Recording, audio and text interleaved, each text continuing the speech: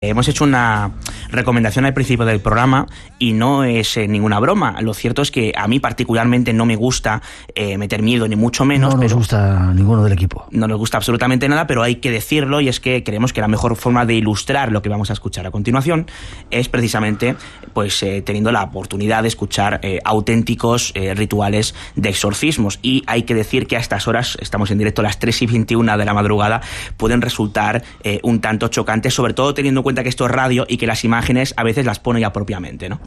Vale, pues preparaos. Si pasáis miedo, insisto, no escuchéis esto. Si os gusta pasar miedo, vais a disfrutar. 3:21, nos están preguntando respecto a la información que estábamos dando del Congreso, si va a ser en La Palma o en Las Palmas de Gran Canaria. Es en Las Palmas de Gran Canaria y es en el Paraninfo de la Universidad. Palmas de Gran Canaria, www.congresonacionaldelmisterio.es, ahí tenéis toda la información. Vamos con una pequeña introducción y preparaos. Nuestro compañero David Cuevas, no sé si te he dicho gracias por estar con nosotros. A vosotros. Ha preparado unas cuantas testimonios. Después de esa introducción os los ofrecemos.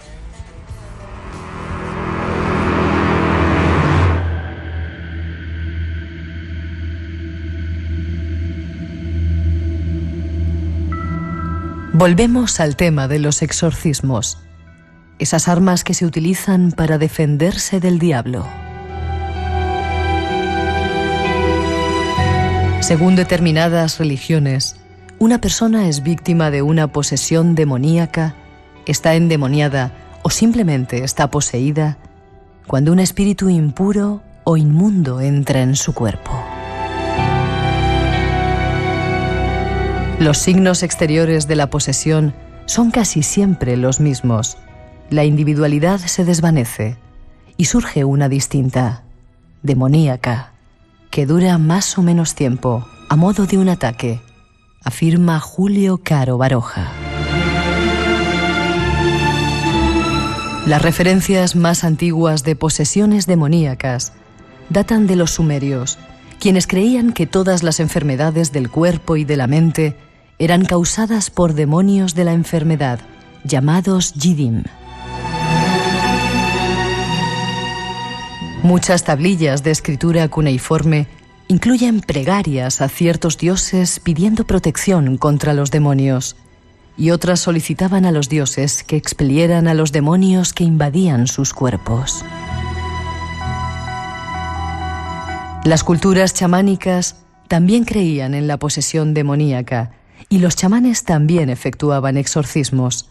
En estas culturas, los decesos se atribuían a la acción de un demonio sobre el cuerpo del paciente. Pero no solo se dan posesiones y exorcismos dentro del cristianismo. Existen también en otras culturas. Tratemos de descubrirlo esta noche.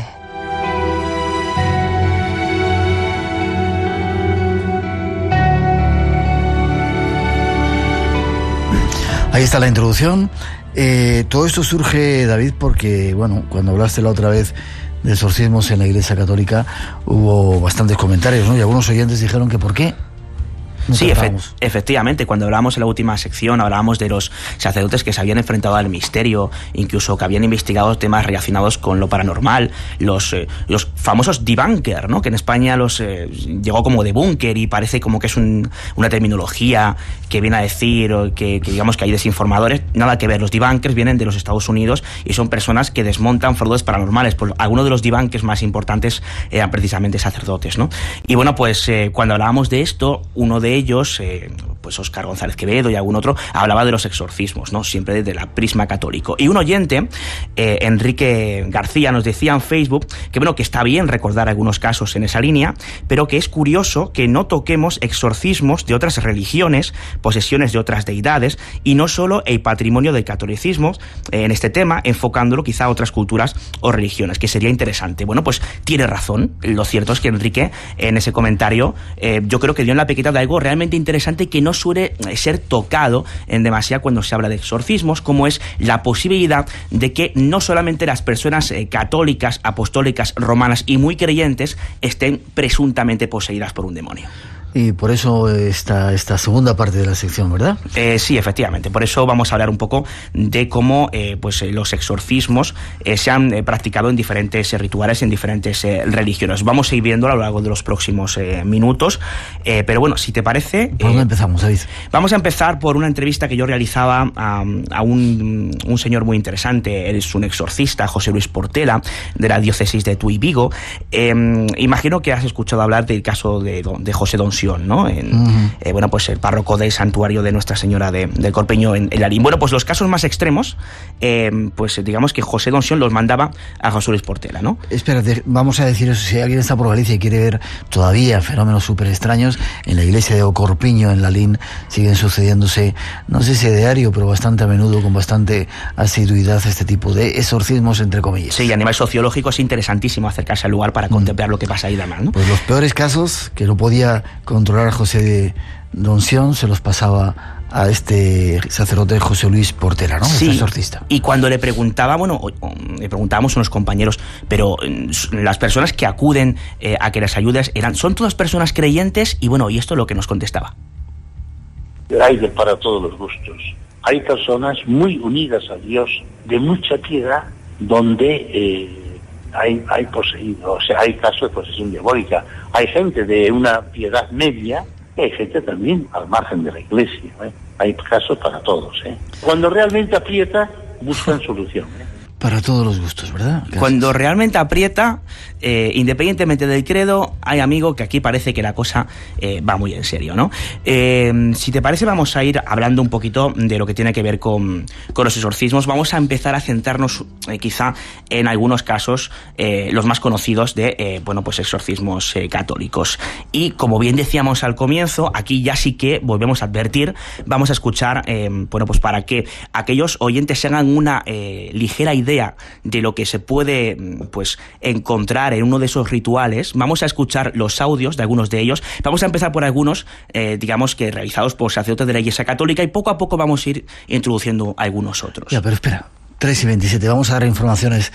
Tenemos ahí que dar una información de Radio Nacional. 3:28 ahora, 2:28 en las Islas Canarias. Esto es Radio Nacional. Estás en el espacio en blanco. Un recuerdo, y tienes tiempo todavía de marcharte si quieres. Porque la justicia en España es un auténtico desastre. Futuro Abierto, con Tato Puerto. Según un reciente estudio, un 78% de los españoles considera que la justicia es lenta, cara y decepcionante. Como todo se mueve a base de dinero. Esta semana en Futuro Abierto hablamos de la lentitud de la justicia. Los domingos a las 6 de la mañana en Radio Nacional y en rtve.es.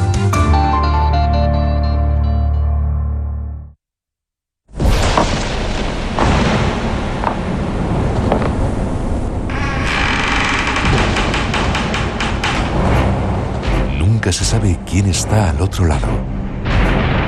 Espacio en blanco. Tu cita con el misterio. En Radio Nacional, con Miguel Blanco. Conecta con nosotros. Un placer que lo hagas, que estés ahí sintonizando con nosotros, a pesar de lo que dice el EGM. Que por cierto, han llamado muchas personas de diferentes lugares diciendo que nos escuchan desde muchos puntos de España, puntos que casualmente, pues ese EGM decía que no se nos escuchaba. Vale, vamos con ese testimonio real de un exorcismo que se estaba realizando en nuestro país, ¿no? Sí, efectivamente, hay que irse a Alcalá de Henares. Él es conocidísimo, ¿no? Padre Fortea, el exorcismo de Marta. Es un caso muy controvertido, muy polémico, pero bueno, esto es un fragmento de un programa de televisión, 7 días, 7 noches, es público, cualquiera puede acceder a él, y vamos a escuchar precisamente lo que acontecía cuando, pues no solamente el Padre Fortea, sino la madre de esta niña, la que llamaban Marta, pues estaba pasando por un trance, digamos, de presunta posesión de lo más escabroso, al menos según el audio. Avisamos que puede herir vuestra sensibilidad, así que estar atentos. Te has convertido en juguete de todos. Por el nombre de Jesús te has convertido en juguete de todos. En juguete. Interceder por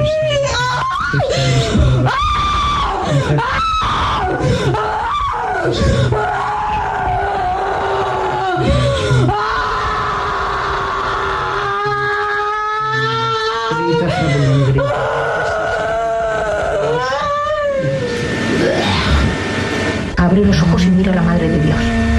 Abre los ojos y mírala. ¿Por qué no la miras? No quiero. ¿Por qué? No. Responde. No. Responde. No. Los oyes. Tremendo, ¿no? Esto para escucharlo a estas horas, ¿no? Es tremendo porque, insisto, cuando vemos los vídeos nos hacemos una idea visual de lo que estamos viendo, pero cuando no tenemos esa ocasión, digamos que la mente ya a estas horas nos puede jugar malas pasadas, ¿no? Si yo escuchar en directo ahora mismo, ¿no? A las 3:31 de la madrugada. Cómo le cambiaba la voz también a esa Marta, el nombre ficticio, y cómo parece que había varias personalidades dentro de ella, varias entidades, ¿no? Eso decía, y la personalidad de la madre importantísima, ¿no? Algunos dicen que puede de alguna forma influir también en esa niña. En un caso muy dramático, que quizá esté más cerca, bajo no solamente mi punto de vista, sino de muchos especialistas, de lo que podría ser quizá un problema psiquiátrico, luego hablamos de eso, que de una presunta posesión diabólica. Ya. Hay más casos, más testimonios, ¿no? Hay más casos. Vamos a escuchar el segundo caso, que también está enmarcado dentro de la Iglesia Católica, un auténtico clásico. Seguro que muchos de los oyentes han visto una película, El exorcismo de Emily Rose, luego posteriormente se hizo otra el año siguiente, El exorcismo de Micaela, y estamos hablando de que ambas películas estaban basadas en un caso real, como era de Annelies Michel. Bueno, pues vamos a escuchar, esto es en alemán, no van a poder entender, a no ser que cualquiera de las personas que nos escuche pues tenga conocimientos en este idioma, lo que se dice, pero bueno, yo creo que es bastante potente lo que puede escucharse, quizá por la violencia de un idioma como el alemán, y bueno, yo creo que lo que es el sufrimiento implícito en lo que es ese ritual auténtico de exorcismo se puede percibir a través del audio que vamos a escuchar a continuación. Vamos con ello.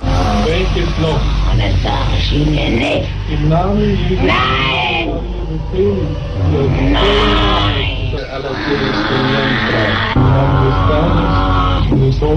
Ja, deshalb glaubt ohne das! Ja, das ist von Liebe. Terrible también esa voz. Nos escribe una bailarina bereber, dice, nos habla que en su cultura hay una danza de exorcismo que se llama ritual Zahar. Ahora hablaremos de los exorcismos también en el mundo árabe. Ahora lo haremos. Era alemán, hay más casos.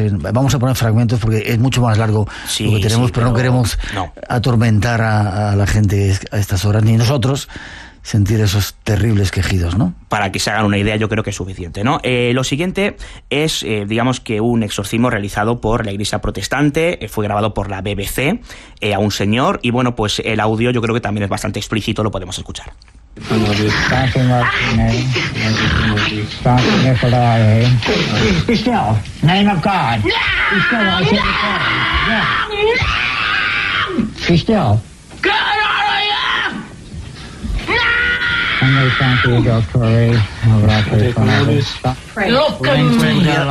¿Ocurría también dentro del ámbito de la religión católica? Sí, en el caso protestante, efectivamente, en la rama protestante. Es curioso, mira, podemos escuchar incluso cómo mantiene un diálogo entre lo que es el supuesto demonio y este señor que hacía el exorcismo. Espera, ¿no? Que se han llevado el sonido. Se lo han llevado. Ahí estaba. Yeah, sí. right. Stop, you Bruce! Okay, young Bruce! Look at me, I'm gonna kill you! Qué curioso. Dice cosas un poco... Sí, mejor dejarlo ahí. Poco amigable, sí. Déjame que... esta es la realidad. Ahora viene la ficción. Hicieron una película, todos sabemos que era un caso que estaba basado, la ficción que estaba basada en un caso real, El exorcista. Lo escuchamos y te pregunto, escuchamos. Soy un amigo de tu madre, me gustaría ayudarte. Entonces aflójame estas correas. Me da miedo que te hagas daño, Regan. Yo no soy Regan. Ya veo. Entonces nos presentaremos. Soy Demian Carras. Y yo el demonio. Y ahora quítame las correas. Si eres el demonio, ¿por qué no te las quitas tú solo? Sería una exhibición de mi poder demasiado vulgar, Carras. ¿Dónde está Regan? Aquí, con nos. Te lo sabes de memoria, ¿no? Sí. Bueno, es que estamos hablando de la película de terror. No solamente la mejor película que se ha hecho sobre exorcismo, sino posiblemente la mejor película del género. Pero esto todo el mundo se pregunta, nuestros compañeros estaban ahí haciendo bromas respecto al caso, que ¿no será que estos testimonios que nos has traído, tanto el caso de Marta como el de Michelle, el grabado en la BBC, han copiado las voces, esos gritos de la película El Exorcista? Es muy probable, es muy probable. De hecho, El Exorcista, el libro, bueno, pues conocidísimo por todos, de William Peter Blatty, de la película de William Friedkin, está basado en un caso de Robert Mannheim, ¿no? Un caso de exorcismo real. En este caso cambiamos a la chica, la pequeña Regan, pues por un pequeño, ¿no?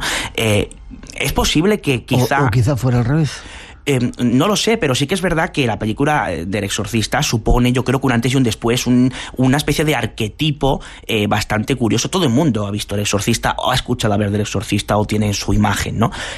Digamos, en su mente alguna imagen, algún sonido del Exorcista. Es muy probable que algunos de los casos posteriores copien, digamos, de una forma que podríamos catalogar dentro de la psicología, lo que es, en alguna ocasión, alguna suerte de efecto placebo, lo que es el sonido real, ¿no? de una de estas películas. Vamos al mundo del Islam. Ahí también hay exorcismos, ¿verdad? Efectivamente. Bueno, vamos a hacer un pequeño resumen para que no se nos pierda el oyente, porque aquí sí que hay que especificar varias cosas, ¿no? Digamos que hay 3 cultos religiosos principales. Está el cristianismo, el musulmán y el judaísmo. Todos parten de la Biblia. Digamos que es la cosmovisión de Dios y el diablo que se maneja. Los 3 son los que se conocen como religiones del libro. Bueno, en el Islam, los jinas son seres invisibles que no tienen garantizado su destino. Se meten en el cuerpo del ser humano y hay que diferenciar entre jinas y demonios, porque el jiní, que es un ser espiritual, se creó al principio de los tiempos y tiene abierto su destino. Habita en oscuras cuevas y lugares abandonados, y en la Edad Media se planteó la posibilidad de casamientos con los jinas. Estos pueden incluso provocar determinados abortos. Los demonios, en cambio, son seres eternos, ángeles caídos. Al contrario que los jinas, pues estos tienen cerrado su destino. Digamos que el genio de la lámpara de Aladino, para que nos hagamos una idea, eso sería un jin. Y depende, digamos, de cómo le trates, puede ser más o menos malicioso. Esos son los que pueden provocar posesiones dentro del mundo, de las creencias del mundo islámico, ¿verdad? Eso es lo que parece. Vamos a escuchar en esta ocasión un exorcismo islámico. La traducción de lo que vamos a escuchar viene a ser algo así como: repite conmigo, dice el párroco, solo hay un Dios, Alá, y Mahoma es el profeta de Alá. Lo repiten varias veces y luego, digamos que, bueno, entran en una suerte de dialéctica bastante extraña. Esto que vamos a escuchar no es un exorcismo dentro de lo que es la Iglesia Apostólica Romana, no es un exorcismo de un sacerdote católico. Estamos hablando de que en el Islam, pues, hay rituales como estos y suenan así.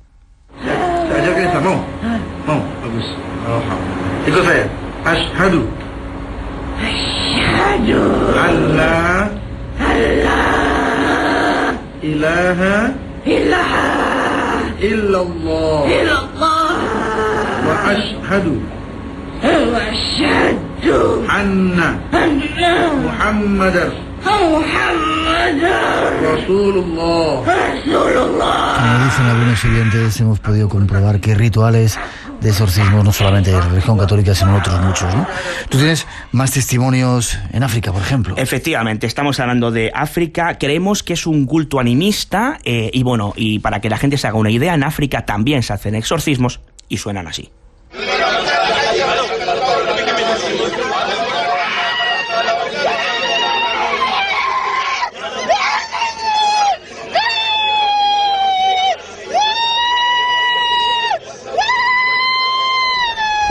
Nos vamos a Rusia, quizá el último corte, fragmento que tenemos preparado de este viaje pequeñito por diferentes partes del mundo para demostrar que el demonio las hace en todos los sitios. Efectivamente. Bueno, en Rusia, en este caso, hablamos de un exorcismo practicado, según los datos que tengo, por la Iglesia Ortodoxa. Digamos que la única diferencia con los católicos es que ellos no aceptan al Papa, pero sí que hacen exorcismos y también suenan de una forma bastante tremenda, sobre todo a estas horas de la noche.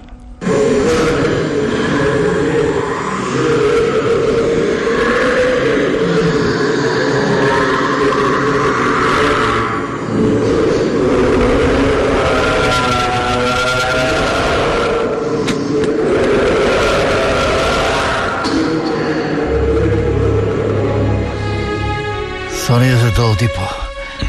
Mucha gente cree que detrás de todo esto no se esconde el diablo, sino meros problemas psicológicos, David. Efectivamente, digamos que el exorcismo es para muchos un fenómeno psicológico que adopta diferentes formas en función de la cultura. El DSM-4 y el DSM-5, que son los manuales diagnósticos y estadísticos de los trastornos mentales, bueno, pues son tratados de psicología que lo que hacen es contener una clasificación de los trastornos mentales y proporciona descripciones claras de las categorías diagnósticas, con el fin de que los clínicos y los investigadores de la ciencia, de la salud, puedan diagnosticar, estudiar e intercambiar información y tratar los distintos citados trastornos mentales. Y esto es lo que dice, hemos navegado en el DSM-4 y habla de trastornos de identidad disociativo o trastornos de personalidad múltiple. Esto consistiría en, o se manifiesta a través de numerosos síntomas. La característica común de las diferentes formas de manifestarse es que existen 2 o más, en ocasiones hasta 100 identidades o personalidades diferentes en una persona, lo que conocemos como personalidad múltiple. Es un trastorno de identidad disociativo y que aparecen pues, de media entre 8 y 10 identidades parciales. De estas, al menos 2 asumen en reiteradas ocasiones el control del comportamiento. El trastorno de identidad disociativo conlleva vacíos de memoria. El huésped, o sea, la persona que es presuntamente poseída, solo es consciente en parte de las otras personalidades, de manera que tampoco recuerda sus actos. Esto es importante. Muchos afectados no saben en ocasiones cómo han llegado al lugar en que se encuentran, quién es la persona a la que han saludado o quién ha escrito la lista de la compra que hay en su mesa. Las diferentes identidades características de un trastorno de identidad disociativo se diferencian casi siempre con claridad. Tienen nombres, gustos y comportamientos diferentes y también muestran diferentes patologías. Si existe un trastorno de identidad disociativo, a menudo aparecen también algunos de los siguientes síntomas: miedos, episodios de automutilación e intentos de suicidio, como el caso de Annalise Michel, por ejemplo, agresiones, comportamientos obsesivo-compulsivo o percepción de voces de las otras personalidades. Y fíjate qué curioso, Miguel, hay incluso está como patología la demonomanía, del griego daimon, demonio, y mama, locura. Delirio sistemático de tipo religioso que tiene por principal objeto el temor al demonio y al infierno. La demonomanía comprende diversas variantes que vendrían a ser la demonopatía, caracterizada por la convicción de estar poseído por los demonios, y la demonolatría, en la cual el enfermo considera que su destino es adorar al demonio. Así que bueno, ahí quedan los datos para que, bueno, pues sean los oyentes los que saquen sus conclusiones: fe o ciencia.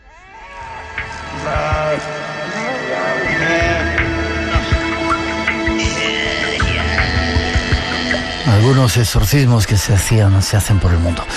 Para terminar, gracias, David, forma de contacto contigo, y anunciamos que sigues con la presentación de ese libro de ayuda humanitaria que tenemos por ahí, ¿verdad? Efectivamente, bueno, forma de contacto: David Cuevas espacio en blanco @gmail.com. Repito, David Cuevas espacio en blanco @gmail.com. Nos están llegando muchos casos, sobre todo de tipo ovni, y realmente interesantes. Así que si alguien ha visto extraño, ya sea de fenómeno ovni o de cualquier otra historia, bueno, pues ahí pues les atenderemos encantados para recoger sus experiencias. Y efectivamente continuamos con la gira de Hay otros mundos, pero están en el libro editado por Sidonia, en el que participan un montón de autores como JJ Benítez, como pues un tal Miguel Blanco que anda por aquí, Jacques Vallée y bueno, y otros tantísimos compañeros, ¿no? Recordamos que el 15% de la venta de cada libro va destinado al Fondo de Emergencias de Médicos Sin Fronteras. Y continuamos con las presentaciones muy rápidamente. Comentar que el próximo lunes 19 de mayo estaremos en Logroño presentando una edición audiolibro, libro hablado, que se ha hecho para personas invidentes. Ahí estaremos con varios compañeros a las 7:30 en el Centro Cultural de Ibercaja, en la calle Portales número 48. También estaremos el viernes 30 de mayo en Granada, a partir también de las 7:30, en la librería Picasso, en la calle Obispo Hurtado número 5. Y ya no te quiero decir más. Esos 2 lugares, en junio, primeros de junio, seguiremos dando los demás, ¿vale? De acuerdo. Gracias, David, que nos están esperando otro compañero tuyo, otro David, compañero del Espacio en Blanco. A estar atentos. Si hacéis transacciones de dinero en la red, quizá nos estén engañando. Este es un reportaje que tiene que ver con conspiraciones a las 3:45, 2:45 las Islas Canarias. ¿Te gustan las computadoras, Sí. ¿Qué haces? Comunicar con la computadora de la escuela. ¿Esas son tus notas? Sí. No creo que mereciera un suspenso, ¿verdad? No puedes hacer eso. Ya está hecho. Son mis notas. ¿Pero qué haces? Cambiar tu nota de biología. No, voy a tener problemas por tu culpa. No se entera nadie. ¿Ves? Aprobado. Ya no tendrás que asistir a las clases de verano.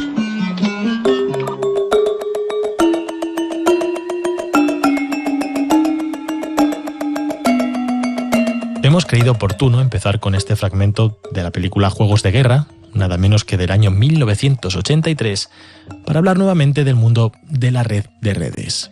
Puede parecer contradictorio, lo sabemos, que rescatemos un clásico de los 80 para tratar de explicar un tema tan actual como el que hoy nos ocupa. Sin embargo, vais a entender muy bien la analogía en cuanto conozcáis el nombre que hace que rescatemos este título. Una auténtica amenaza completamente desconocida hasta ahora que ha conseguido sortear la mirada de los mayores expertos en seguridad cibernética durante al menos los últimos 3 años. Estamos conociendo poco a poco los datos referidos a ella y esta noche vamos a intentar entenderla mejor. Viajar al corazón de la red, un corazón sangrante, como indica el propio nombre, de Heartbleed. Así al menos es como se ha llamado a uno de los 3 mayores fallos de seguridad de la historia de Internet. Una vulnerabilidad en el proceso de intercambio de datos sensibles entre usuarios y servidores que ha sido utilizada por piratas informáticos para tratar de extraer información personal, datos de tarjetas de crédito, de cuentas bancarias y, en definitiva, todo el material sensible que compartíamos a través de los que se suponían eran sitios seguros. Básicamente, las advertencias de los más pesimistas y desconfiados sobre toda la cuestión de Internet se ha cumplido. Pero, ¿cómo funciona exactamente Heartbleed?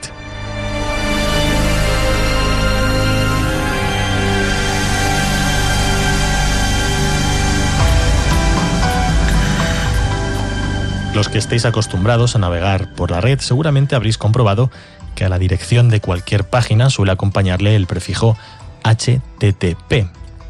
Estas 4 letras se corresponden con el llamado protocolo, o para entendernos, el lenguaje que utiliza el ordenador, desde el que nos conectamos a Internet, con el lugar en el que se guarda la web que vamos a visitar, es decir, con el servidor. Pues bien, estos sitios, considerados seguros, utilizan un protocolo HTTPS, que habréis visto si, por ejemplo, consultáis a menudo vuestros extractos bancarios a través de la red o si en alguna ocasión habéis realizado algún tipo de pago por esta vía. A estas iniciales, al comienzo de la dirección de la página, suele acompañarlas, de hecho, un candado verde, que además certifica que la web es de confianza.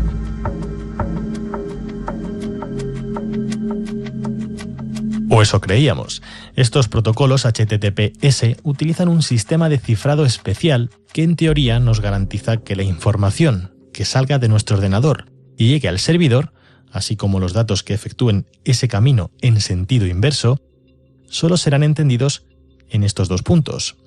La idea es que en caso de ser interceptada, esta información no pueda ser comprendida por ningún agente externo, de manera que resulte inútil para cualquier otra persona que hubiera interceptado esa comunicación.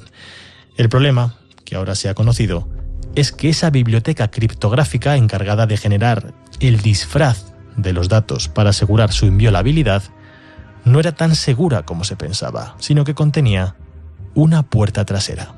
¿Cómo puedo conectar con ese sistema? Seguramente este sistema contiene una nueva clave secreta de datos. No podrás volver a conectar. No creo que exista un sistema seguro del todo. Apuesto a que Jim podría conectar. Yo te apuesto a que no. Y yo a que sí. No podrás traspasar la puerta principal, pero podrías buscarte una puerta trasera.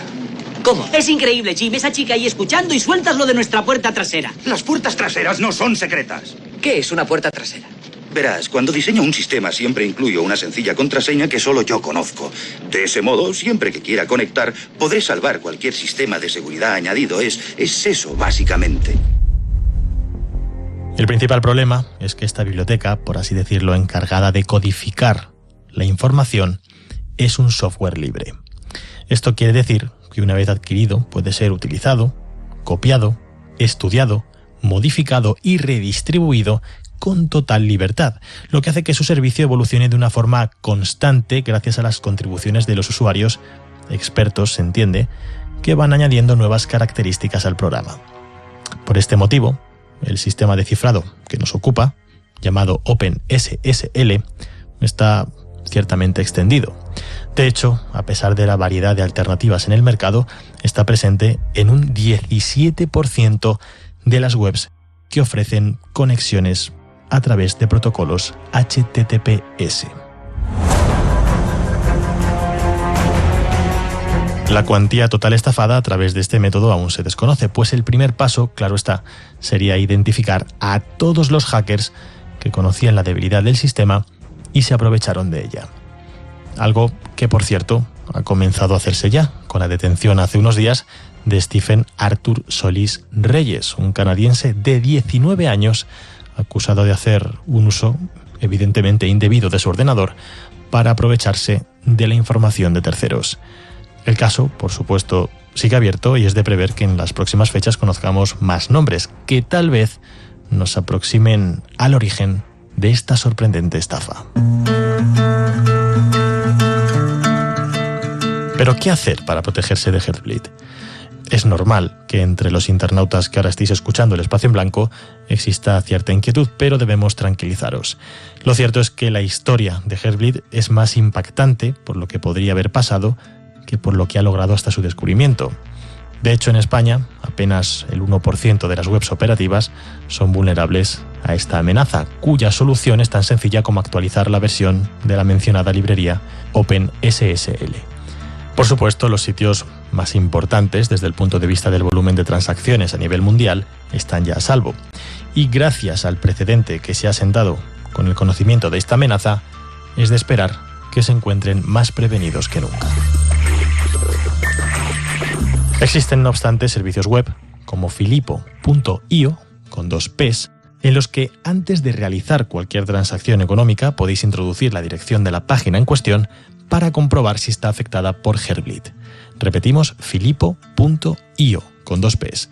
En principio no hay motivos para la preocupación, pero en cualquier caso, sabéis que siempre es interesante descartar sorpresas.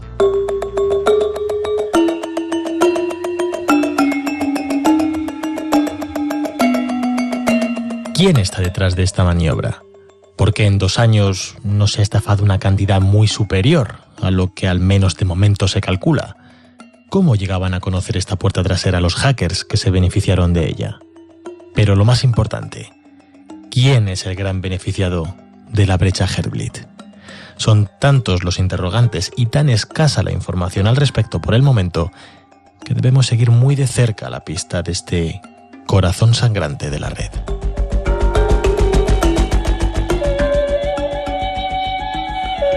A veces la red tiene sus debilidades, vamos a seguir la pista de ese corazón sangrante. Y ahora las noticias, como vamos a seguir la pista de las actividades que hay esta vez en Madrid.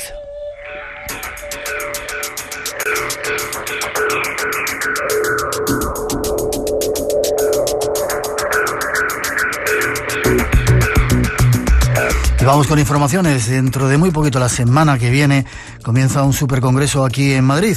Es el segundo año que se organiza. Nos vamos a hablar con Ana Claret, parte de las responsables. ¿Cómo estás, Ana? Bien, ¿qué tal estáis vosotros? Me alegro muchísimo de estar aquí. Y yo, estás en una nave espacial o algo, ¿no? Estás regresando a la Tierra, por eso tienes ese sonido, ¿no? Sí. Bueno, ¿cómo te has vuelto a meter en la organización del segundo congreso? ¿Cómo se llama? Se llama el segundo congreso de conciencia emocional. Conciencia emocional.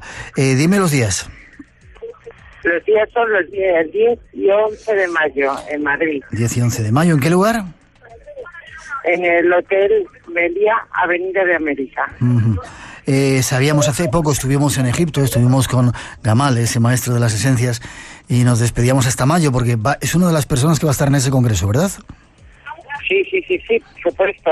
Encantadísimo de tenerle aquí. Y va a ser un placer. Bueno, ya le vimos en septiembre, pero le volvemos a ver ahora y es estupendísimo. Perfecto. Dime qué más va a estar rápidamente. Tienes muy mal sonido. Seguiremos informando, pero avánzanos un poquito. Te los nombro rápidamente. Mira, vamos a tener a Klaus Steiner, que es el padre de la psicología transaccional. Sí. Y sobre todo de psicología emocional y inteligencia emocional. Él viene de Estados Unidos y, bueno, estamos muy contentos de tenerle. Tenemos a Albert Espinosa. Albert Espinosa es el autor de Pulseras Rojas. Él ha estado prácticamente 10 años hospitalizado y trae unas experiencias muy, muy interesantes sobre cómo se puede superar pues todas las situaciones negativas que nos pueden asaltar en un momento dado.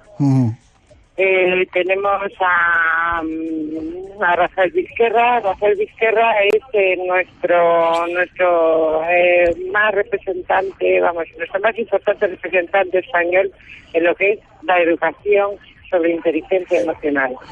Tenemos a nuestro cardiólogo, a Manuel Ballester. Manuel Ballester nos va a hablar, de la coherencia entre las neuronas del corazón y las neuronas cerebrales. Él trabaja mucho con energías y nos va a contar cómo lo ve desde el punto de vista fisiológico un cardiólogo. Tenemos, a Gamal. Vamos a contar también con Victoria Cadalso, que ya habla muchísimo sobre nuestra reconciliación con el niño interior. Tenemos a Pedro Espadas. Pedro Espadas, él nos va a hablar sobre los instintos y cómo se gestionan. Tenemos a nuestro psiquiatra de cabecera, a José Miguel Gaona, que está haciendo ahora muchísimos estudios sobre la intención y cómo afecta todo eso a la vibración general. Tenemos a Lynn Mastager. Lynn Mastager, aparte de trabajar muchísimo con el campo y el vínculo que nos une a todo lo que nos rodea, ha sido la inspiradora del último libro de Dan Brown, y uno de sus personajes está basado en ella, la personaje principal.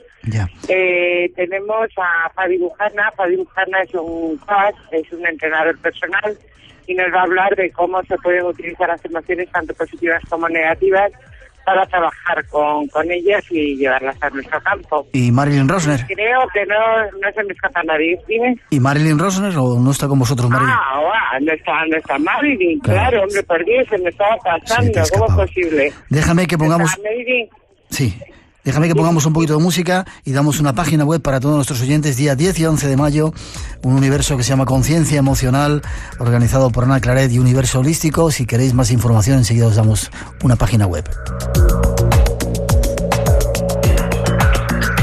Ana, página web o teléfono, lo que quieras.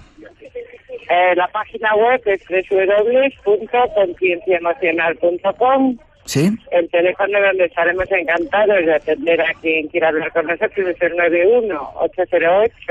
91-808-6516. ¿Vuelve a repetirlo? Que no... Espera, tenemos un regalo para los oyentes de Estación Blanco. Qué bien. ¿Vuelve a repetir el teléfono? No sé. ¿Perdona? ¿Vuelve a repetir el teléfono? Sí, 91-808-6516. Vale, es que no lo había tomado. Tienes un sonido, sal de la nave espacial cuando regreses a la Tierra dentro de poquito. Volvemos a la semana que viene a recordarlo, ¿te parece? Sí. Un beso fuerte, Ana. Mucha suerte. Enhorabuena por esta iniciativa. Nos vemos el día 10 y 11 de mayo en ese congreso. Por favor, claro que sí. Encantados de compartirlo con vosotros. Un abrazo a todos. Fuerte abrazo.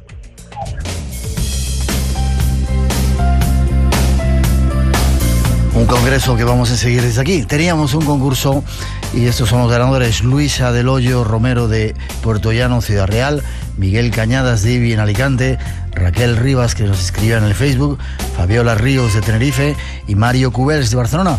Ponos en contacto con nosotros para darnos la dirección y os enviaremos ese regalo del espacio en blanco. Y por hoy terminamos. Felicidades a todas las madres. Feliz Día de la Madre. De seguir disfrutando de este largo puente, de este fin de semana, y os esperamos aquí en 7 días en Radio Nacional de España. Hay mucho espacio en blanco para compartir. Feliz semana, nos vemos.